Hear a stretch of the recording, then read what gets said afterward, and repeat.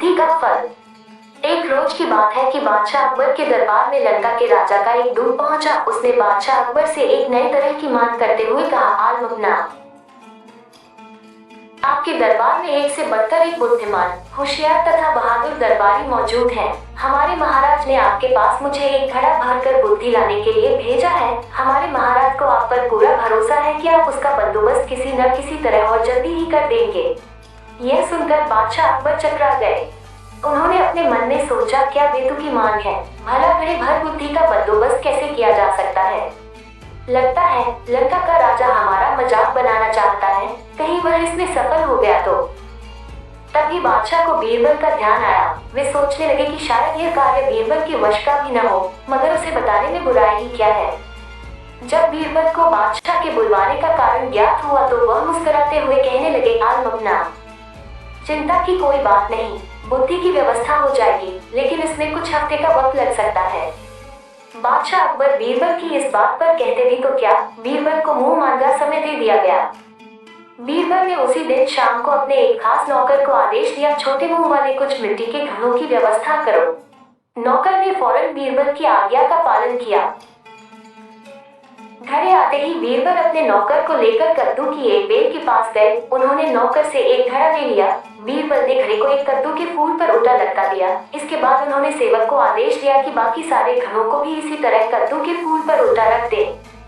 बीरबल ने इस काम के बाद सेवक को इन घड़ों की देखभाल सावधानी पूर्वक करते रहने का हुक्म दिया और वहां से चले गए।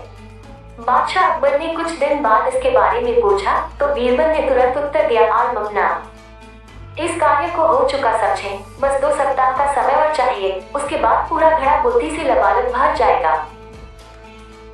बीरबल ने 15 दिन के बाद घड़ों के स्थान पर जाकर देखा कि कद्दू के फल घड़े जितने बड़े हो गए हैं। उन्होंने नौकर की प्रशंसा करते हुए कहा, तुमने अपनी जिम्मेदारी बड़ी कुशलता पूर्वक निभाई है, इसके लिए हम तुम्हें इनाम देंगे।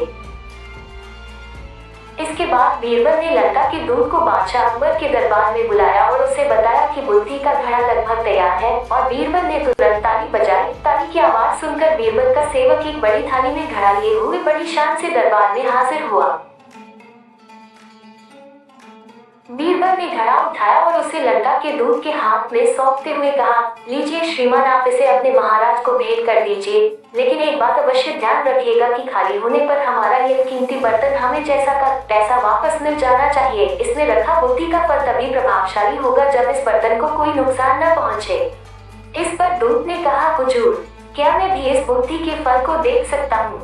हाँ जरूर, बीरबल ने गर्दन हिलाते हुए कहा। घड़े देखकर परेशान होते हुए दूत ने मन ही मन सोचा, हमारी भी मति मारी गई है, भला हमें भी क्या सूझी। बीरबल का कोई जवाब नहीं है। भला ऐसी बात मैंने सोची कैसे। घड़ा लेकर दूत के जाते ही बादशाह अकबर ने भी घड़े को देखने की इच्छा प्रकट की और बीरबल ने एक घड़ा मंगवा दिया। जैसे ही उन्होंने घड़े में झांका उन्हें हंसी आ गई। वे बीरबल की पीठ ठोकते हुए बोले, मान गए भाई, तुमने बुद्धि का क्या शानदार फल पेश किया है। लगता है इसे पाकर लंका के राजा के बुद्धिमान होने में तनिक भी देर नहीं लगेगी।